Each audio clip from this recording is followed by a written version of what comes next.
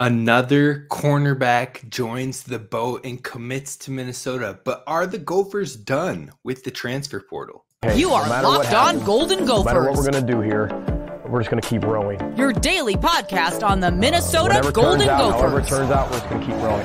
Part of the Locked On Podcast Network, your team every day. We're just going to keep rowing, and keep rowing.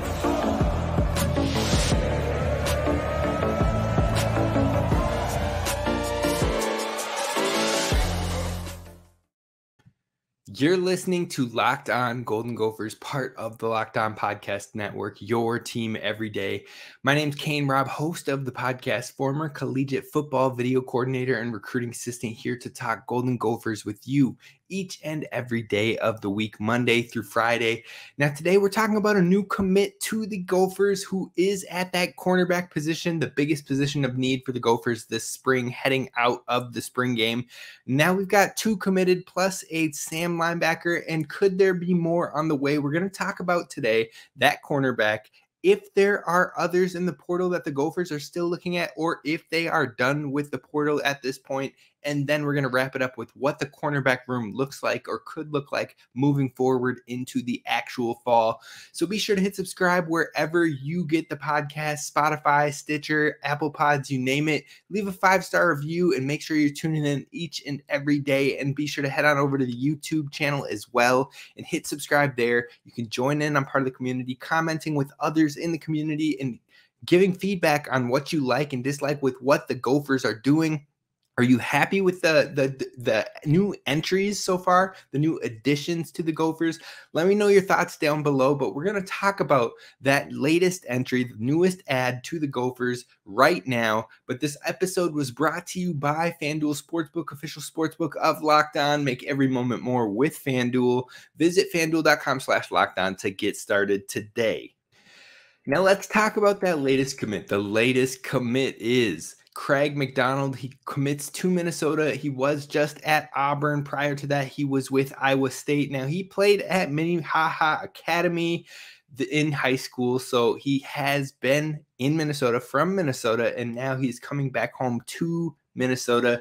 Now, that doesn't mean everything is likely off the table, but if I had to take a gut test, a gut check on George Udo, who is set to be visiting this weekend, I will be interested to see if he is still heavily remaining in contention or if he's kind of choosing to look elsewhere for this one now. He was visiting Old Dominion and then had Minnesota on the books right after that. We'll see if he continues to want to be a part of the conversation with Minnesota, as they play a very similar role in that more nickel slot, having played some nickel safety hybrid type role of how Minnesota would see them as players. Now, Craig McDonald, the guy who actually committed here from Auburn and Iowa State, he had 2 years at Iowa State before heading to Auburn last year with his one-time transfer. Now, he did get hurt with an ankle injury that kept him out of a majority of the season last year. He played in 2 games, and then he ended up getting a medical red shirt. So last year didn't count towards his eligibility. Now, he mentioned that the Gophers are going to apply for a waiver for him to be immediately eligible this fall. So we're going to wait and see what the NCAA does with that. But overall, what case does he have when it comes to trying to get immediate eligibility? Well, the coach he intended to play for at Auburn and the system he thought he was going to be a part of was fired. The system he thought he was going to fit and chose as his one-time transfer was let go. So that might be your case as far as, look, I wanted to go there for this reason, but then they let him go and I didn't even get to play with him because I was a medical redshirt. So I'm hoping that you can look into your heart and soul and hope that I can be eligible to play right away, because it just freak circumstances didn't allow me to play for what I desired. Now, the one-time transfer is supposedly supposed to allow players to take a shot at a better fit, at a better scheme, that one free time, and allow them to make the change. But that makes this opportunity very unique, because he wasn't really given a fair shake. With the injury and the coaching system that he wanted to be in being gone, that's the case. Now, will it work? I have no clue on that one. If I had to take a gut answer, I would probably say it doesn't work. I would lean that way since the NCAA is trying to be very strict about that one-time free opportunity being the only thing that really you have. Otherwise, you need to abide by sitting out for a full year. They're trying to be very strict outside of that one-time transfer and graduate transfer opportunities. Now, they even sent a memo to the schools this spring in reminder of what those standards are. So I think I would tend to lean towards they probably decline that waiver, but fingers crossed, hopefully they can make it happen. Now, if the waiver is accepted, he will be cleared to play and have 3 years of eligibility with the Gophers due to the medical redshirt and the COVID year already basically being used. Now, if not, he's going to have to sit out a whole year. That still burns that year of eligibility, and he would have 2 years left with the Gophers. So either way, we're going to have 2 to 3 years possibly with Craig McDonald. Now, a little bit more about him as a player. In 2021, that was his only real season of heavy playing time due to the injury and coming in as a freshman during COVID. So he played really well in that season. He graded out on PFF as a 71.3 PFF grade, which is rock solid for the numbers they're putting up over there. On 410 defensive snaps, he also had a 73 in the run defense grade and a 70 in the coverage grade. All of those are really nice, especially for a guy who was basically playing as a freshman in that season. So I think that just tells you that the ceiling could be even higher for him with more experience in the right system, playing a position that he intends to play and that suits him best. I think that the ceiling is even higher than that, which could be a rock solid corner for the Gophers moving forward. So if you're looking at that, it's pretty intriguing. It's pretty enticing. But if you look at the reception rate from PFF or just how he did in that season, you might be slightly concerned as it's 75% reception rate when targeted. Now, he was only targeted 12 times in those 410 defensive snaps, but he gave up 9 receptions on those 12 targets for 119 yards and a touchdown. Now, that can be a little concerning. You're like, whoa, that's a lot of receptions to give up when you're targeted. But that being said, there were 3 major plays on the 3 breakups, which were 2 interceptions and a PBU. It wasn't just that they missed their target. He actually made some huge plays, some turnover-worthy plays, or again, a PBU. So he is a high risk, high reward player on the field. He will sometimes take the risk, and maybe that gives up a reception for a few yards. Maybe that gives up a first down here or there, but he also is in it to win it. He's going in there to be a difference maker. Thinking of what like Tre'Von Diggs does for the Cowboys, he sometimes gets burned on some coverages. He sometimes gets beat and allows a reception for 8 yards here or there, but he also makes game-changing turnovers, which can be a huge thing, and you live with some of those. You live with some of those opportunities. So that's the type of style, that aggressive approach that Craig McDonald likes to play. Overall, I imagine that both him and Jack Henderson would see a lot of snaps this season if McDonald is cleared, seeing how many passing teams the Gophers are playing this upcoming season. So I think he would get a healthy amount of work still, and he would definitely be a talented player to have and a talented depth piece to have as well, even if he doesn't start right away with Jack Henderson playing in that nickel position this upcoming season. So you love it. I love the addition. I love to keep him home. I know that was a big factor for him, is coming back home to play for family. He could be a big-time get for the Gophers, and I'm excited by it. But are the Gophers done with the portal now that they've brought in 2 official cornerbacks and then a Sam linebacker for this upcoming season? Are they done? Are they shutting things down? Or are there still people in consideration? That's what we're going to touch on coming up next. First, I want to talk to you about our friends over at FanDuel. Now, FanDuel is the place where you can get bonus bucks back for your first time, no sweat first bet over at fanduel.com/lockedon. If you're a new customer, you're definitely going to want to get it started and check that out, because FanDuel They have all of the betting lines you need, whether it comes to NBA playoffs, NHL playoffs, the MLS is up and going, MLB is up and going, and college football will be here before you know it. In fact, I hopped onto FanDuel.com to check out their sports book and look at who they have as the odds for the Big Ten Conference winner. Not just the West, not just the East, the entire Big Ten Conference. And the Gophers come in at 6th. You love to see it. You love to see some respect put on their name. Now, they're still put behind Iowa, behind Wisconsin, so they're not even at the top of the West right now, but hopefully they'll be in the conversation even with that tough schedule. You've got your Ohio State at number 1, which is a little bit surprising, seeing as Michigan has won this thing for the back-to-back years now. Michigan comes in at 2, Penn State at 3, Wisconsin at 4, and Iowa at 5. Minnesota rounds it out at 6.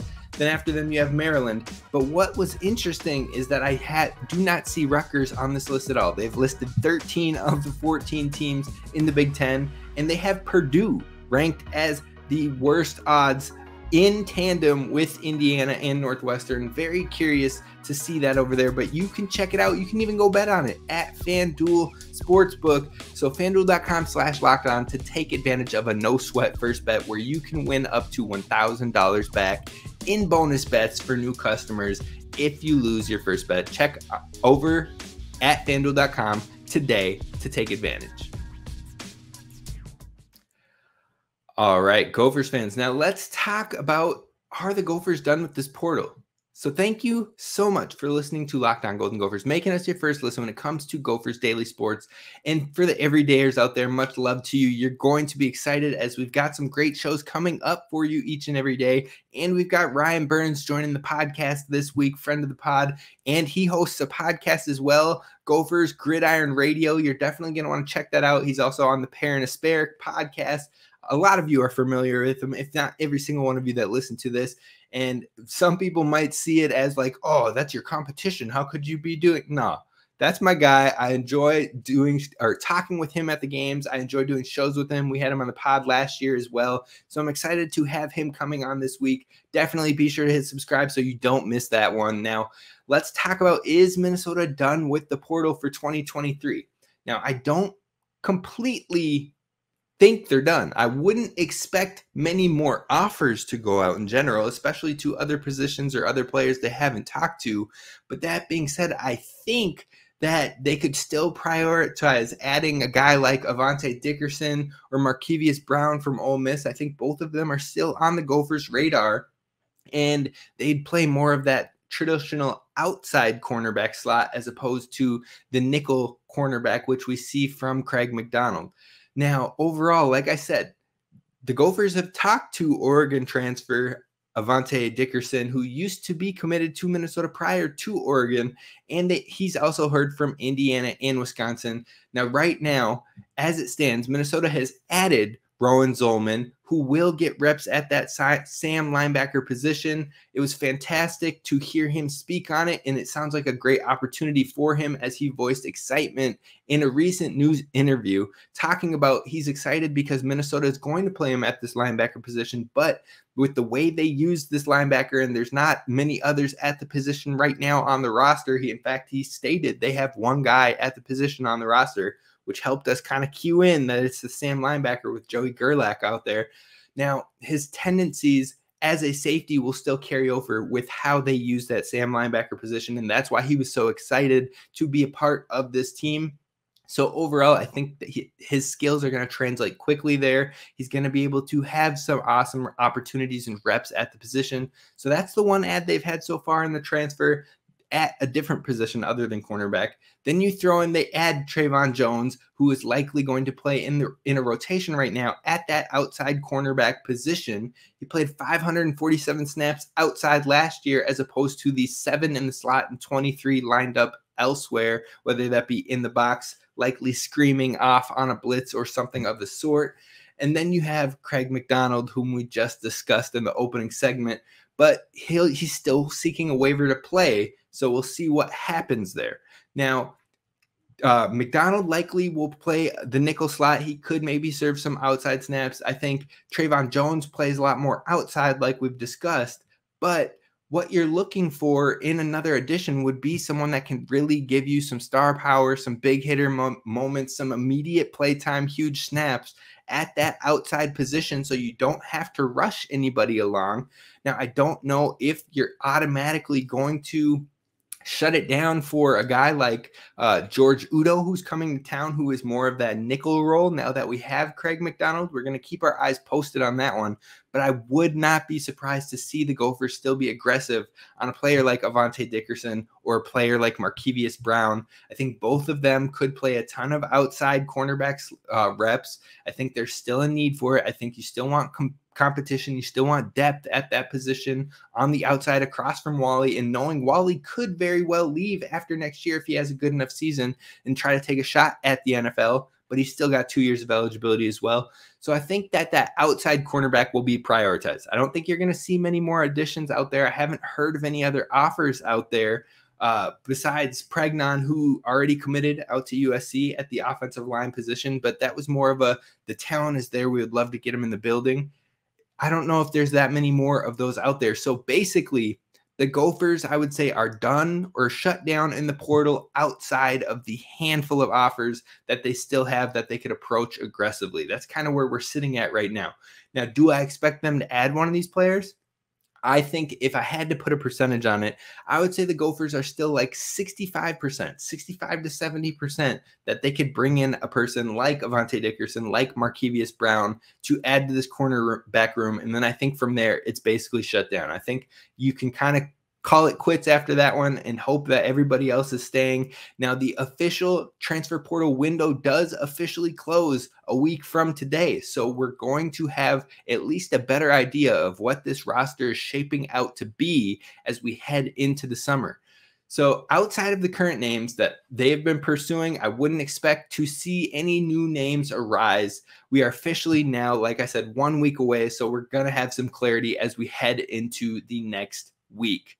Now, to wrap this one up, I want to talk about that cornerback position because it was the biggest concern, the biggest area of concern throughout the spring. And I want to talk about how it is starting to shape up, how it's starting to look, and who could be starting, who could be playing heavy minutes or in rotation. What does it all look like coming up next to close this thing out? All right, Gophers fans, the biggest area of concern was cornerback as we left the spring and the depth there. And then immediately once we closed the spring, Miles Fleming, a nickel cornerback, hits the portal. And it's like, man, what are we doing? What is happening?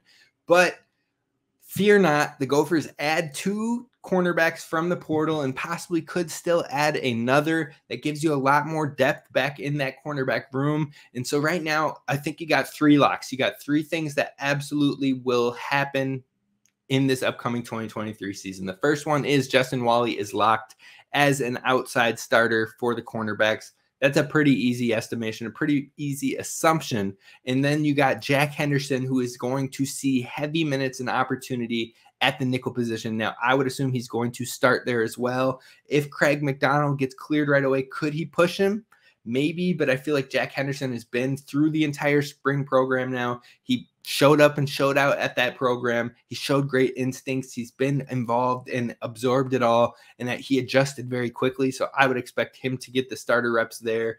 And then you have the third lock right now, which I think there will be a healthy rotation of cornerbacks across from Justin Wally, but also just in tandem in the nickel position, maybe with Justin Wally. I think you're going to see a lot more rotation of the cornerbacks this year than maybe we saw this past season if they are all ready to play at the level needed. Now, why do I say that? Because there are a lot of passing heavy teams coming to either Dinkytown or we're headed on out that way on the schedule this year. You've got UNC, who has a Heisman caliber quarterback. You've got Ohio State, who's going to throw the rock. You've got Nebraska, who looks to pass more with this rule system now, with the speed that they have out there.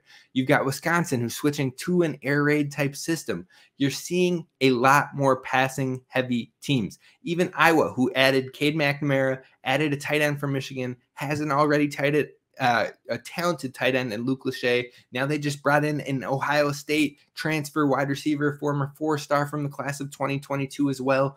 They're loading up at the pass catcher and the passer positions. they might be looking to pass the ball more as well. Michigan could be looking to pass the ball a little bit more. So you're going to need a lot of healthy bodies in this room that can play up to snuff and up to speed that you need them to. And that is why I believe you will see a rotation at the cornerback position, especially across from Justin Walley. Now, if you look at even the breakdown from last season, you had Ryan Stapp, who saw just under 200 snaps defensively last year, and 190 of them were coming from the cornerback positions. Then you've got Beanie Bishop, who saw just over 300 snaps on defense last year, and 277 of those came from the cornerback positions. That's almost 500 snaps right there between those two rotational cornerback players that you're going to have to fill this season. Then you talk about Flip Dixon, who played 413 snaps from the defensive position. You've got Terrell Smith, who played 598 snaps from the defensive cornerback position. Even Jalen Glaze had 50 snaps at a cornerback position last year. So that you're talking about over 1,000 snaps available at that cornerback position while still holding Justin Walley in his place at that 623 snaps. That should tell you right there. Even if you put Jack Henderson immediately at Flip Dixon's snap count at that 400 level of snaps, you're still missing 598 from Terrell Smith. I wouldn't expect them to just throw 598 snaps at someone. I think that the Gophers would be hoping to maybe split those up, maybe split it 3 ways. That's 600 snaps just from Terrell Smith, basically. Maybe you split that into 3. You got Tariq Watson, you got Rylan Kelly right now, and you got Tre'Von Jones. Those 3 each take 200 snaps from that pot alone. And then you talk about if Craig McDonald gets cleared right away, then maybe you're seeing him step into the the Ryan Snap and Beanie Bishop. That's another 500 snaps right there that you still have to fill. So maybe he takes 300 of those. Then you still have a wiggle room of like 100 snaps, 150 snaps that are still available for you right there. So then you can start to add it to guys like Tre'Von Jones, give him more, whoever's standing out between those 3 outside cornerbacks, that's who starts to see more and more reps. But I think you're going to see it dispersed a lot more. And that is why the Gophers can still attack an outside corner in a Devontae Dickerson, in a Markevious Brown, because if you bring in one of those talented cornerbacks, maybe they can step into more of that Terrell Smith portion, but then you're splitting more of the Ryan Stapp, Beanie Bishop, and maybe the bottom end of the Terrell Smith. You cut off and maybe keep a guy at like 400, 500. You still have 100 snaps left that you can add into that pile of 600 total snaps between those 3 cornerbacks. And I don't want to keep Zaquan Bryan's name out of this either. I think he is going to be able to come into camp and at least fight for an opportunity to play immediately as a freshman. And we've seen the Gophers play defensive backs immediately as true freshmen. You talk about Justin Walley, you talk about Terrell Smith, you talk about Jordan Howden at the safety position. They came in from the jump as true freshmen and played immediately. So the opportunity could be there for Zaquan Bryan as well if he is able to step in, learn the playbook quickly, play up to speed. I'm telling you, he's a fast cat. He's a big hitter. He plays instinctually. If he comes in and he shows out above some of the guys that have been playing in the spring camps for the past 2 years now, if he comes in and he absolutely shows the knack, the instinct, the nature, and he's able to get it done, he absolutely will put his name into the conversation for immediate playing time.